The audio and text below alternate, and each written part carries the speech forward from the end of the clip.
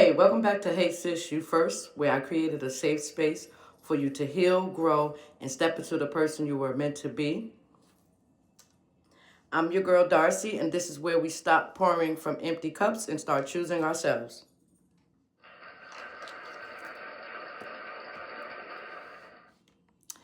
Last week, we faced a lot of technical difficulties and a few health issues. However, God had a better plan, so we followed it, and here we are today. Today's episode is the start of a 3-part series that I've been working on for a while now, and it's called Healing in Private While Winning in Public. And what exactly does that look like for you? Well, for me, it looks like the glow up should be in quiet, and not everybody is deserving to see the healing that I'm doing, as well as it doesn't need an audience. Some seasons are sacred because you will be doing the work by yourself, and while that will be happening, no one will be clapping for you, and that's okay. You will reap the benefits and the rewards, and it will be just what you need. So don't cheat yourself, treat yourself.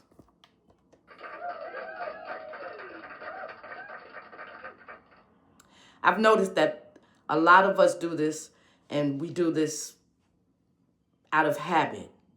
We win in public, and we don't even realize it's happening. We believe that in the public view, we must show a face that means we're doing good, we're fine, we're winning in public, is what we call it. But what we should call it is being fake. Fake to the point where you're not showing your true divine self. You don't have to show everybody that you're down and out and mad and all that other stuff, but you can show the real you. By letting people be shocked later and not involved now is one of the keys to healing in private, because it allows all those unwanted energies, all those unnecessary comments that you will get as you start your healing process, so that you can protect your peace while you are rebuilding. That will give you space to have a real self-reflection about what it is needed for your growth and your healing. This podcast was created just for that right there. There is a lot of men and women going through trauma, dramas, and carrying childhood issues as adults, and it shows. I wanted us to have a real conversation without remorse or guilt or shame. This is where your growth comes in and helps to validate you as the version you want the world to see. And that's not something that we want to play with. I too have had a season of healing in private and winning in public.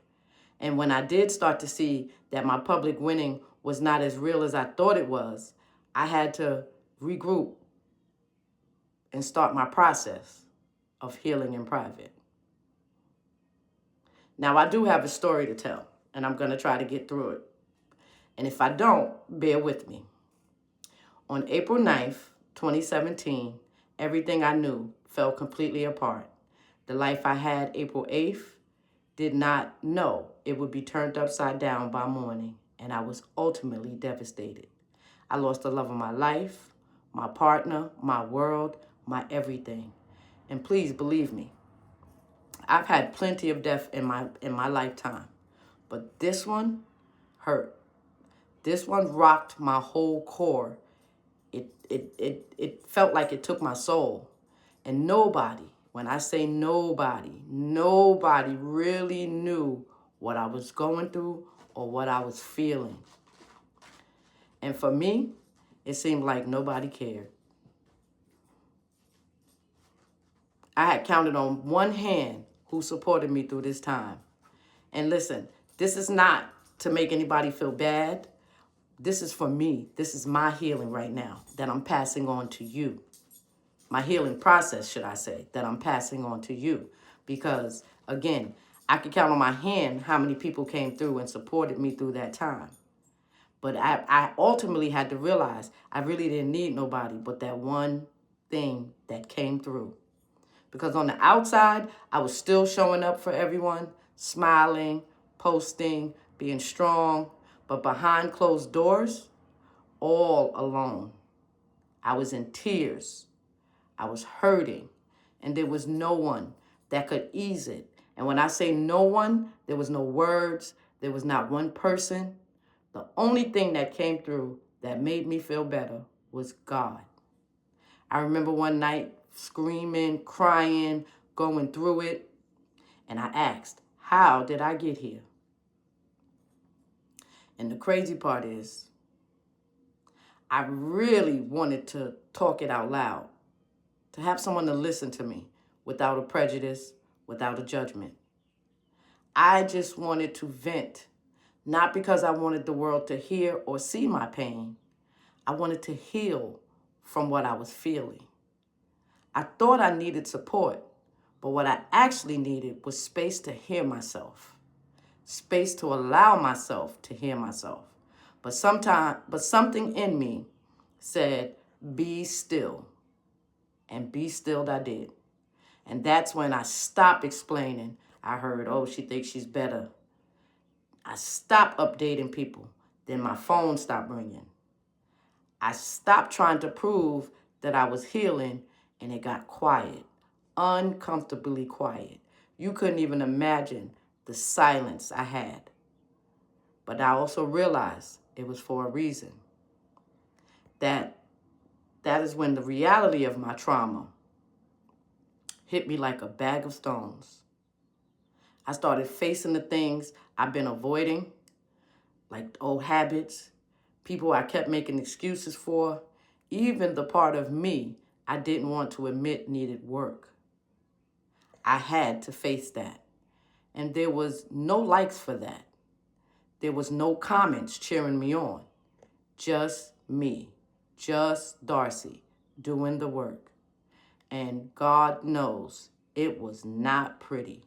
I'm talking about, it was rough. Healing had me crying one minute and questioning the next and just all over the place. But slowly, things started to change. I stopped reacting the same way. I stopped chasing the same people. I stopped settling the same way. And that day that I realized I didn't feel the need to explain myself anymore, it hit me again. My healing became so real.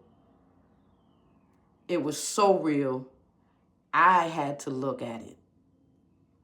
And when things finally started to come together on the outside, people said I was glowing up. Okay, I'll take that. But they didn't see the nights that I chose myself. They didn't see the boundaries I cried to set. They didn't see the loneliness that came from growing. They only saw the results. And that's when I understood. Some of your biggest wins are supposed to be introduced, not documented. So if you're in that quiet season right now, there's nothing to fret about. Because where it feels like nobody sees your growth, please, don't worry about that. Just keep going. Because what you're building in private, it's going to speak loud in public. So don't stop trying to heal yourself and be better. Start to process that and start to make it work for you. Because at the end of all this, you have to choose you. I learned you don't need an audience to become who you are. You just need discipline, you need honesty, and you need that decision to choose yourself, even when it's deadly quiet. There's an affirmation I want to leave you with. And I want you to take this with you from this episode. Okay? The affirmation is, what you're building in private is going to introduce you in public. Keep going. Your glow is catching up to your growth. I'm allowed to outgrow people, patterns, and pain. I trust my pain, my private healing process, even when no one else sees it. I trust my healing process, even when no one else sees it. And that's what you have to say to yourself. I want to thank you for joining me today here on Hey Sis, You First. You could have been anywhere else, but you chose to be here. And for that, I love you and I appreciate you. If this episode has connected, touched, or reached you, please be a blessing and share this with someone else that may need this word. And remember this: you deserve peace, you deserve love, you deserve happiness, but most of all, you deserve to choose yourself. Until next time, choose you always.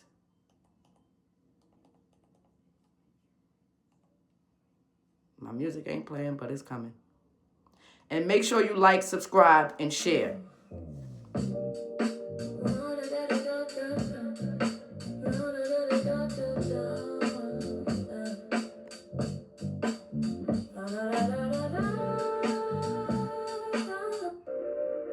Okay, wrong song, but here we go.